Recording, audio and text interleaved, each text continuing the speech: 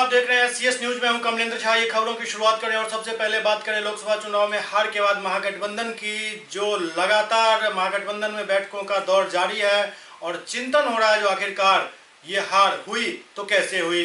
लोकसभा चुनाव में महागठबंधन को मिली करारी हार के बाद गठबंधन के घटक दलों में समीक्षा बैठकों का दौर जारी है। एक तरफ गठबंधन के शीर्ष नेतृत्व हार के कारणों की तलाश में जुटा है, तो वहीं कांग्रेस महिला मोर्चा में चुनाव में हुई हार को लेकर बैठक हो रही है। महिला मोर्चा की प्रदेश अध्यक्ष अमृता भूषण ने पत्रकारों से बात करते हुए कहा कि चुनाव में हार का सबसे बड़ा कारण गठबंधन के कार्यकर्ताओं के बीच बेहतर समन्वय का अभाव रहा। हार बड़ी है, इसलिए हम दुखी हैं, लेकिन निराश नहीं है। हमें उम्मीद है जो आगे बेहतर करेंगे। लेकिन आपस में कभी तालमेल बने नहीं। हर लोग वही वाली बात होती है, अच्छे हथियार खरीद लिए, तैयार हो गए कि घर के साथ चारों तरफ कर दिए, लेकिन मालूम नहीं है कि वो हथियार चलाएगा कौन, कैसे चलेगा, इसकी हमने कोई तैयारी नहीं की। क्योंकि कहीं ना कहीं गठबंधन जब भी होता है तो कम से कम जो हमारे, ठीक है ऊपर में गठबंधन हो गया, जिला स्तर पर ये गठबंधन नहीं हुआ।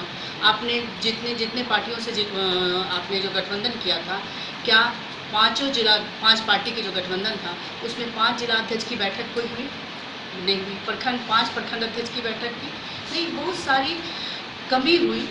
और रिजल्ट जो भी आया, निराशा तो जरूर लगती है। आदमी मेहनत करता है तो निराशा लगती है, लेकिन हम लोग हतोत्साहित नहीं हैं। हम लोग अच्छे से आगे की तैयारी करेंगे और निश्चित रूप से जीतेंगे। बिहार इंटरमीडिएट एग्जामिनेशन बोर्ड द्वारा परीक्षा फल समय पर प्रकाशित करने के बाद अब कंपार्टमेंटल की परीक्षा का रिजल्ट भी प्रकाशित कर दिया गया। इंटरमीडिएट एवं मैट्रिक वार्षिक परीक्षा 2019 का परीक्षा फल रिकॉर्ड समय में जारी करने के बाद बिहार बोर्ड ने पुनः रचा इतिहास। देश में पहली बार किसी स्टेट बोर्ड ने कंपार्टमेंटल का परीक्षा फल जारी कर मई माह में आज तक के देश के किसी भी बोर्ड के कंपार्टमेंटल का रिजल्ट मई माह में नहीं किया है। बिहार इस मामले में देश का सबसे सर्वश्रेष्ठ बोर्ड घोषित हुआ है। कॉपी एवं नए कंप्यूटराइज पत्र का डिजाइन समिति के अध्यक्ष ने खुद तैयार कर पहली बार कंपार्टमेंटल के विद्यार्थी देश के किसी भी शिक्षण संस्थान में नामांकन ले सकेंगे। कंपार्टमेंटल सह विशेष परीक्षा 2019 में उत्तीर्णता का प्रतिशत 82.42 रहा। विद्यार्थी उत्तीर्ण हुए हैं और ओवरऑल पासिंग परसेंटेज 82.42%।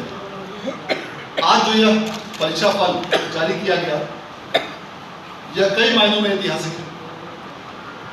जिस प्रकार इस बार बिहार बोर्ड ने 4 अप्रैल के प्रथम सप्ताह में मैट्रिक का रिजल्ट जारी करके पूरे देश में कीर्तिमान बनाया था, क्योंकि आज तक किसी भी बोर्ड ने कभी भी वार्षिक इंटरमीडिएट का रिजल्ट मार्च में कभी जारी नहीं किया था, और यह कीर्तिमान पहली बार बिहार बोर्ड ने इस बार स्थापित किया। और उसी प्रकार मैट्रिक का भी रिजल्ट रिकॉर्ड समय में जारी किया गया। और आज जो कंपार्टमेंटल का रिजल्ट जारी किया गया है, देश में पहली बार किसी भी बोर्ड ने मई माह में कंपार्टमेंटल का रिजल्ट जारी किया है, और पहली बार यह कीर्तिमान इस बार देश में बिहार बोर्ड ने स्थापित किया है। और यह निश्चित रूप से हम सभी लोगों के लिए गर्व की बात है, और इसके लिए मैं बिहार बोर्ड की पूरी टीम को बधाई देना चाहता हूँ। माननीय मंत्री महोदय को विशेष रूप से धन्यवाद देना चाहते हैं, जिनके कुशल दिशा निर्देश और मार्गदर्शन में बिहार बोर्ड ने इस उपलब्धि को हासिल किया। इस का परिणाम यह होगा कि पहली बार ऐसा होगा कि इंटरमीडिएट के विद्यार्थी जो कंपार्टमेंटल में पास हुए हैं, वे देश के किसी भी शिक्षण संस्थान में या किसी भी इंस्टीट्यूट में वे एडमिशन ले सकते हैं, क्योंकि रिजल्ट रिकॉर्ड टाइम में मई माह में ही जारी कर दिया गया है। डेटा विद्यार्थियों का पहले से ही कॉपी पर छपा हुआ रहता है बिहार बोर्ड के द्वारा, इसीलिए अब वो सारे गोले को भरने की आवश्यकता नहीं है। 27 प्रकार के गोले को विद्यार्थी अब सिर्फ एक गोला भरते हैं, और वह सेट कोड का गोला। और इस क्रम में यह भी उल्लेख करना आवश्यक है कि बिहार बोर्ड देश का पहला बोर्ड है जहां हम लोगों ने 10 सेट क्वेश्चन पेपर तैयार करवा के विद्यार्थियों को देते हैं, और 10 सेट क्वेश्चन पेपर तैयार करने का परिणाम यह होता है कि परीक्षा में पूरी कड़ाई और स्वच्छता के साथ कदाचार रहित परीक्षा दी जाती है, और किसी भी प्रकार के कदाचार की संभावना को पूरी तरह समाप्त कर दिया गया। इस वर्ष भी जो वार्षिक परीक्षा हुई, जो कंपार्टमेंटल परीक्षा हुई, पूरी तरह कड़ाई के साथ स्वच्छ और कदाचार रहित माहौल में हुई, और उसके बावजूद जो हम लोग का लक्ष्य था कि पूरी कड़ाई के साथ कदाचार रहित परीक्षा का आयोजन करते हुए उत्तीर्णता के प्रतिशत में वृद्धि करना, वह हम लोगों ने प्रश्न पत्र में बदलाव और अन्य प्रकार की तकनीक का इस्तेमाल करके हासिल किया है। सभी विषयों में 50% ऑब्जेक्टिव क्वेश्चंस को यूज किया गया था गत वर्ष से, और इस वर्ष से ऑप्शंस की संख्या में वृद्धि की गई। जो लघु उत्तरीय प्रश्न थे उसमें 75% एडिशनल ऑप्शंस दिया गया बच्चों को, ताकि बच्चे बेहतर अंक प्राप्त कर सकें। इतना ही नहीं, जो दीर्घ उत्तरीय प्रश्न थे उसमें आंतरिक विकल्प को हटाकर बाह्य विकल्प दिए गए और 100% एक्स्ट्रा ऑप्शंस दिए गए, ताकि बच्चे अच्छा से अच्छा प्रदर्शन कर सकें। इतना ही नहीं, मार्किंग स्कीम में बदलाव किया गया। स्टेप वाइज मार्किंग को दृढ़तापूर्वक लागू किया गया। इसके अलावा और भी कई अन्य प्रकार के ऐसे बदलाव किए गए ताकि विद्यार्थियों को बेहतर से बेहतर अंकों की प्राप्ति हो और वे अच्छे से अच्छे अधिक उत्तीर्णता प्रतिशत हासिल कर सकें। वार्षिक परीक्षा का रिजल्ट जारी हुआ करता था, उसके बाद जुलाई अगस्त में कंपार्टमेंटल की परीक्षा होती थी और अगस्त या सितंबर में कंपार्टमेंटल का रिजल्ट अमूमन जारी हुआ करता था। इस बार चूंकि मई माह में ही कंपार्टमेंटल का रिजल्ट जारी कर दिया गया है, तो ये जो 1 लाख विद्यार्थी लगभग जिन्होंने इसमें भाग लिया, इसमें जिन्होंने भी उत्तीर्णता हासिल की है, ये अब देश के किसी भी शैक्षणिक संस्थान में एडमिशन ले सकते हैं और यह बहुत बड़ी उपलब्धि है। यहाँ तक कि कुछ अन्य प्रमुख बोर्ड यथा CBSE की भी कंपार्टमेंटल की परीक्षा जुलाई माह में ही आयोजित होने वाली है। जो शेड्यूल अनाउंस हुआ है CBSE द्वारा, उसके अनुसार जुलाई माह में कंपार्टमेंटल की परीक्षा आयोजित हो रही है और उसके बाद फिर रिजल्ट निकलेगा। तो इस प्रकार बिहार बोर्ड न सिर्फ राष्ट्रीय स्तर के बोर्ड बल्कि देश के अन्य सभी बोर्डों से इस मामले में तकनीक, उच्च गुणवत्ता और गति के मामले में बिहार बोर्ड ने कीर्तिमान स्थापित किया। और जो लक्ष्य 2 वर्ष पूर्व रखा गया था कि बिहार बोर्ड को देश का सर्वश्रेष्ठ बोर्ड बनाना है, उस दिशा में हमारे अधिकारियों और कर्मियों ने सफलता हासिल की। इसके लिए एक बार मैं पुनः सभी लोगों को बधाई देना चाहता हूँ। इस बार वार्षिक परीक्षा की तरह सभी विषयों में सभी विद्यार्थियों को बारकोड और लिथोकोड के साथ प्री प्रिंटेड कॉपीज उपलब्ध कराई गई और ऐसा करने वाला बिहार बोर्ड देश का पहला बोर्ड हुआ जहां प्री प्रिंटेड बारकोड और लिथोकोड के साथ सभी विद्यार्थियों के नाम से सभी विषयों की अलग अलग उत्तर पुस्तिकाएं छपवाई गई और उन उत्तर पुस्तिकाओं को विद्यार्थियों को दिया गया। इसका सबसे बड़ा लाभ यह हुआ कि पहले के वर्षों में जो विद्यार्थी 27-28 प्रकार के बोले भरा करते थे, उसमें यदि उन्होंने किसी 1 या 2 बोले को भरने में भी यदि वो त्रुटि करते थे, मिस्टेक करते थे, तो उनका रिजल्ट पेंडिंग होता था, उसको बाद में मैनुअल तरीके से ठीक किया जाता था। कई अन्य बोर्ड, बिहार बोर्ड की इस जो नई पद्धतियों का जो भी सुधार किया गया है, जो भी नई तकनीक का इस्तेमाल किया गया, इसका स्टडी करने के लिए, इसका अध्ययन करने के लिए अपनी टीम को बिहार बोर्ड भेज रहे हैं। यह हम लोगों के लिए गौरव की बात है कि अब बिहार बोर्ड देश का अग्रणी बोर्ड बन गया है, तकनीक के मामले में, गुणवत्ता के मामले में, गति के मामले में, एक्यूरेसी के मामले में और परीक्षा प्रणाली के मामले में। इस प्रकार आज जो परीक्षा फल घोषित किया गया, इसके अनुसार जो परीक्षा फल में अलग अलग संकायों की जानकारी आप लोगों को दी, पिछले वर्षों की तुलना में काफ़ी अच्छा उत्तीर्णता प्रतिशत है। और मैं इस पूरे परीक्षा के आयोजन के लिए सभी बिहार विद्यालय परीक्षा समिति के सभी पदाधिकारियों, कर्मियों को पुनः धन्यवाद और बधाई देना चाहता हूँ और एक बार पुनः शिक्षा विभाग के प्रति अपना आभार व्यक्त करना चाहता हूँ, विशेष रूप से माननीय मंत्री महोदय जिनका मार्गदर्शन और दिशा निर्देश हमेशा हम लोग को प्राप्त होता रहा है। और इसके आलोक में बिहार बोर्ड ने इस बार पूरे देश में जो कीर्तिमान स्थापित किया है, उसके लिए मैं विशेष रूप से धन्यवाद और आभार व्यक्त करना चाहता हूँ। बोर्ड के चेयरमैन साहब से आपने पूरा विस्तार से जानकारी प्राप्त किया और बहुत ही तफसील से उन्होंने बताया, सारी बातें स्पष्ट हो गई हैं। हम इस बात के लिए धन्यवाद देना चाहते हैं खास करके चेयरमैन आनंद किशोर जी और इनके सभी अन्य पदाधिकारी कर्मी। बिहार इस मामले में बहुत पिछड़ा था, बहुत बदनामी होती थी और बोर्ड कई कारणों से बड़ी चर्चा होती थी।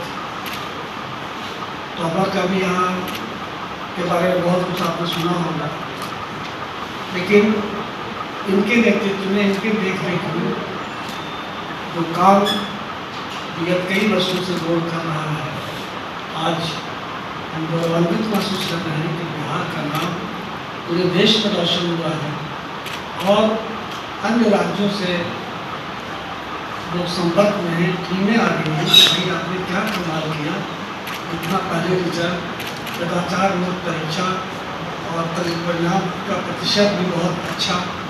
तो ये सब कुछ बिहार में एक बदलाव का संकेत होता है। माननीय मुख्यमंत्री श्री नीतीश कुमार जी का सबसे ज़्यादा फोकस शिक्षा विभाग पर ही है, हमारा बजट भी सबसे ज़्यादा है और हम बिहार में शिक्षा के क्षेत्र में नई ऊंचाइयों को छूना चाहते हैं, बढ़ रहे हैं। हम चाहेंगे कि ये कीर्तिमान जो बोर्ड ने स्थापित किया है ये निरंतर बरकरार रहे और जो पुराने दिन थे जिनकी याद करके सिरन पैदा होता है, तो बदनामी हम लोग की हो रही थी बिहार के खास करके। आज आपने वक्त पर रिजल्ट दे करके एक नई बात पैदा करती है। परीक्षा में कई केंद्रों पर मुझे भी जाने का मौका मिला था। एक साल बहुत से लोग परीक्षार्थी अपना कॉपी लिख रहे थे, कहीं कोई चोरी का प्रयास तो नहीं करता, तो लोगों ने सोचना भी छोड़ दिया कि जब कदाचार को परीक्षा के बाद भी बहुत बेटर रिजल्ट हो रहा है तो फिर चोरी करने की क्या जरूरत। तो छात्रों में पढ़ने की एक भावना पैदा हुई और बिहार में शिक्षा के क्षेत्र में जागृति और एक क्रांति आई है। हम इसके लिए बोर्ड के सभी खासकर के चेयरमैन साहब को और अन्य पदाधिकारियों को एक बार पुनः धन्यवाद देते हैं, बधाई देते हैं। बिहार विधान परिषद के 2 सीटों पर संजय झा और राधा मोहन शर्मा ने अपना नामांकन का पर्चा दाखिल किया। बिहार विधान परिषद में खाली हुई 2 सीटों पर एनडीए उम्मीदवार जदयू के संजय झा और भाजपा के राधा मोहन शर्मा ने अपना नामांकन का पर्चा भर दिया। अगर महागठबंधन कोई उम्मीदवार न उतारे तो इन्हें निर्विरोध निर्वाचित कर दिया जाएगा। विधान परिषद की ये 2 सीट भाजपा के सूरज नंदन कुशवाहा और राजद के मोहम्मद खुर्शीद मोहसिन के निधन के बाद खाली हुई थी। पर्चा दाखिल में उप मुख्यमंत्री सुशील कुमार मोदी भी मौजूद थे।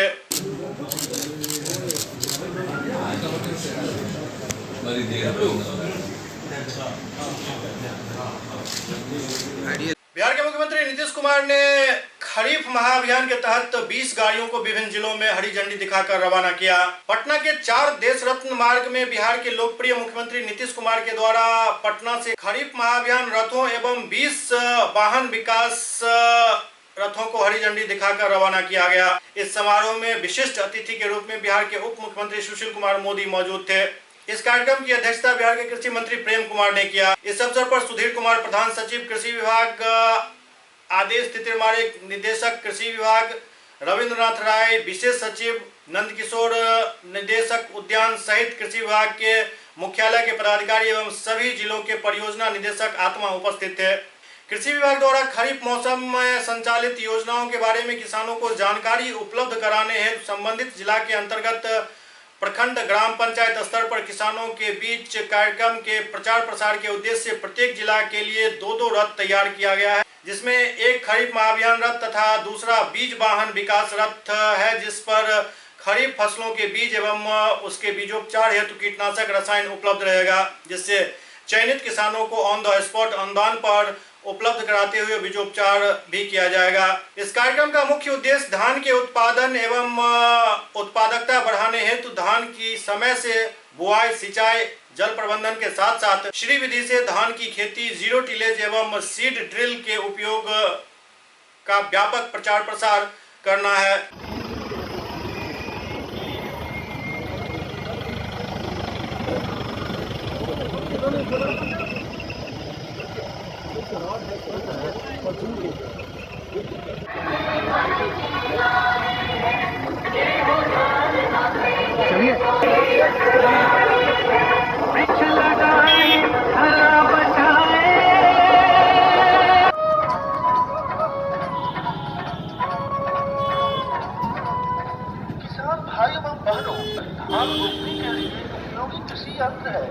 डाला जाता है।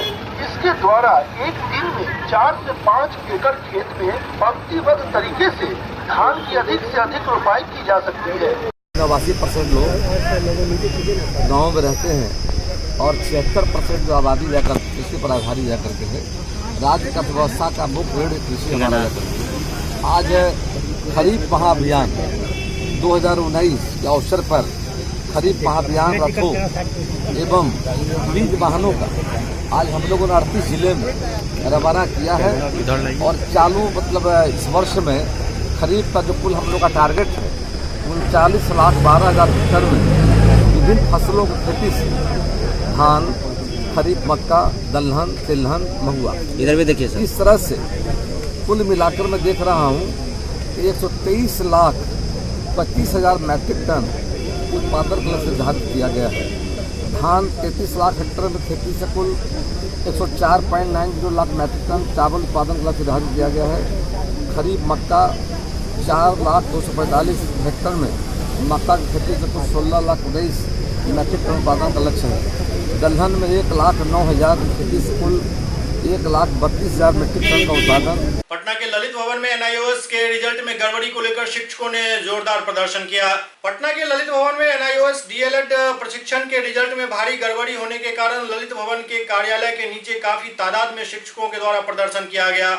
यह प्रदर्शन मुख्य रूप से इसलिए था कि जो शिक्षक एनआईओएस डीएलएड की परीक्षा दिए थे उसमें हजारों की संख्या में प्रशिक्षुओं, जिनमें अधिकांश पास प्रशिक्षु हैं, वह विभिन्न विषयों में अनुपस्थित दिखाए गए हैं।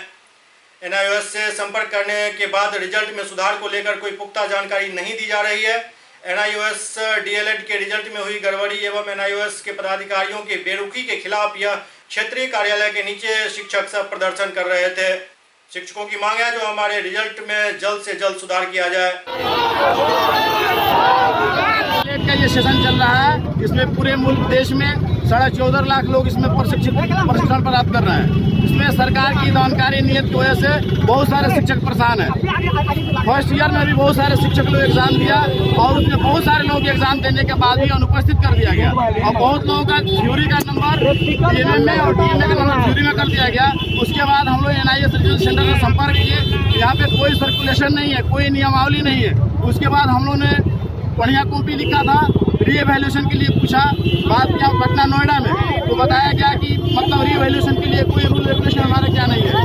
फिर हम लोग उसके बाद आकर के चुन्नू प्रसाद सिंह से बात की, परमप्रीत सिंह से बात की, जो डायरेक्टर है आके रीजनल सेंटर के, उन्होंने कहा कि काम हमसे करवाना है या नोएडा से करवाना है। बोला सर काम आपसे करवाना है, तो बोले कि 800 रुपये का डीडी लगेगा। मैं बोला सर सर्कुलर जारी कर दीजिए, तो बोले कि ना सर्कुलर जारी नहीं करेंगे, शिक्षकों की नौकरी बचानी थी। क्योंकि बिहार सरकार के प्रधान सचिव आर के महाजन बार बार चिट्ठी निकालते हैं कि 31 मार्च 2019 तक आप ट्रेंड नहीं होते हैं तो आपको नौकरी स्वतः समाप्त हो जाएगी। बहुत से मतलब जिला में इसके लिए चिट्ठी भी निकाला गया है, जैसे कि आपका दरभंगा में चिट्ठी निकल गया है कि जितना प्रशिक्षित शिक्षक हैं उनको हटाया जाए, चाहे उनके लिए सूची भेजा जाए। उसके बाद हम लोग 800 रुपये का ड्राफ्ट जमा किए, 200 से ज़्यादा लोगों का ड्राफ्ट मैं खुद जमा करवाया, मैं खुद उसमें जमा किया था, मुझको खुद फेल किया गया था, इसलिए कि मैं एनआईएस में केस किया हूँ। 9638 केस संख्या है मेरा, इसलिए मुझको फेल कर दिया गया। मैं खुद भी बहुत अच्छा से लिखा था, फेल कर दिया गया, दोबारा एग्जाम दिया और जो 200 लोगों का मैंने आपको ड्राफ्ट दिलवाया था, उसमें 2 महीना पहले मैं चेक किया तो पैसा नहीं निकाला गया है और ड्राफ्ट हमारे पास मतलब वापस भी नहीं किया गया। कुछ दिन पहले आया, उसमें पूरे बिहार में 20,000 से ज़्यादा शिक्षकों को अनुपस्थित कर दिया गया है। टीएमए का मार्क्स जानबूझ करके कोऑर्डिनेटर ने नहीं चढ़ाया। कई ऐसे कोऑर्डिनेटर से जिन्होंने नंबर भेजा लेकिन रीजनल सेंटर की गलती से नहीं चढ़ाया गया। कई के साथ ऐसा भी हुआ है 509 का नंबर 510 में चढ़ा दिया गया, 510 का नंबर 9 में चढ़ा दिया। और कई के साथ ऐसा भी हुआ है कि वो रिटर्न एग्जामिनेशन में प्रेजेंट हुए हैं लेकिन उनको एब्सेंट कर दिया गया है। इस तरह की बहुत सारी अनियमितताएं हैं, लेकिन एनआईओएस कोई सुनवाई नहीं कर रहा है। बार बार सुबह से हम लोग पहुँचते हैं, यहाँ पे आवेदन ले लिया जाता है, कोई रिसीविंग नहीं दिया जाता है। आप क्या कर रहे हो? प्रदर्शन इसीलिए कर रहे हैं क्या? प्रदर्शन इसीलिए कर रहे हैं कि हमारी समस्याओं का कोई ठोस समाधान निकले, एक तय सीमा के अंदर हमारे रिजल्ट सुधारा जाए। और अगर नहीं निकलेगा तो आप क्या करेंगे? पटना के किदवईपुरी में सुबह गोलियों की तड़तड़ाहट से लोग हैरान रह गए। राजधानी पटना के अति सुरक्षित पॉश इलाका किदवईपुरी में लोगों की सुबह की शुरुआत गोलियों की तड़तड़ाहट के गूंज के साथ हुई। बुद्धा कॉलोनी थाना क्षेत्र के किदवईपुरी में एक युवक की अहले सुबह अपराधियों ने गोली मारकर हत्या कर दी। बताया जा रहा है जो किदवईपुरी पार्क के समीप युवक टहल रहा था, उसी दौरान जैसे ही वह जयकुंज अपार्टमेंट के निकट पहुंचा, अपराधियों ने उस पर अंधाधुंध फायरिंग कर दी। युवक को एक गोली सर में और एक पेट में लगी। घटना के बाद इलाके में अफरा तफरी का माहौल हो गया। सुबह का वक्त होने के कारण लोग पार्क और आसपास मॉर्निंग वॉक कर रहे थे। गोली चलने की आवाज होते ही वहां अफरा तफरी मच गई। युवक की पहचान मंदरी निवासी रवि राय के रूप में हुई। बताया जा रहा है कि रवि का भी आपराधिक इतिहास रहा है। हालांकि पिछले कुछ समय से उसने अपराध की दुनिया से दूरी बना ली थी। इस घटना की सूचना मिलते ही बुद्धा कॉलोनी थाना मौके पर पहुंची और लाश को कब्जे में लेकर पीएमसीएच पोस्टमार्टम हेतु भेज दिया। अपराधियों ने घटना को जिस जगह अंजाम दिया वो राजधानी का अति सुरक्षित इलाका है। घटना स्थल से दो थाने बुद्धा कॉलोनी और कोतवाली महज 500 मीटर की दूरी पर हैं। फिर भी ये घटना हो गई।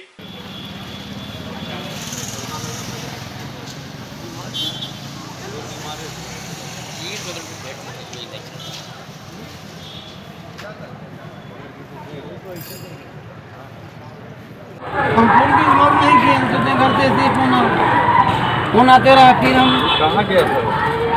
हम तो सुबह डेली निकलते हैं टहलने के लिए। सुबह का उनका डेली का है, चाय पीने आते निकलते हैं। कोई पे शक है?